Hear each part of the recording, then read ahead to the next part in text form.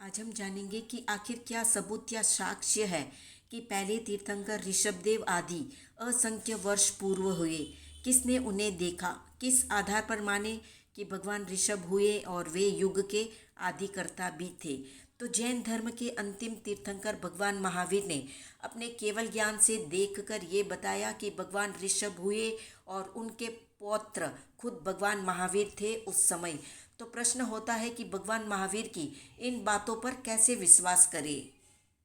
तो जैसे भगवान महावीर की अन्य बातों पर विश्वास किया जाता है, जैसे ये संसार शाश्वत है, इसमें हमेशा जीव मौजूद रहते हैं, 84 लाख जीव योनियां है, अपने अपने कर्मों के अनुसार जीव 4 गतियों में या एक योनि से दूसरी योनि में जाता रहता है।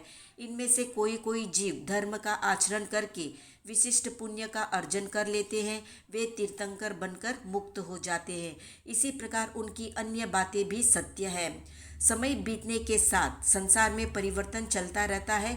अभी जहाँ हम रह रहे हैं वो भरत क्षेत्र कहलाता है। इसमें अभी अवसर्पिणी काल का 5वां आरा चल रहा है। इसके पहले के काल के मनुष्यों के कद बड़े थे। आने वाले समय में लंबाई घटती जाएगी। उसके बाद पुनः उत्थान का काल यानी उत्सर्पिणी काल आएगा। फिर तीसरे आरे में अलग अलग समय 23 तीर्थंकर होंगे। उसके चौथे आरे में एक तीर्थंकर होंगे। इस प्रकार काल का अंत नहीं, कोई भी और छोर नहीं है। समय समय पर तीर्थंकर हुए और होंगे। वे अपने अपने समय के मनुष्यों को पाप छोड़ने का उपदेश देकर सन्मार्ग पर लेकर आएंगे। भगवान महावीर की एक बात वैज्ञानिक दृष्टिकोण से पूरी सत्य है। उनके कहने का आशय ये भी है कि मैं मात्र इस भव में तीर्थंकर हूँ, इसके पहले के भवों में अनादि से मैं तुम्हारी तरह यानी हम सब की तरह 84 लाख जीव योनियों में परिभ्रमण कर रहा था। उनके कहने का ये भी आशय है कि मेरे जैसे अनंत तीर्थंकर भूतकाल में हो गए और अनंत तीर्थंकर भविष्य में होंगे। इस कथन का ये भी आशय है कि हम में से कोई भी जीव तीर्थंकर बनकर मोक्ष जा सकता है।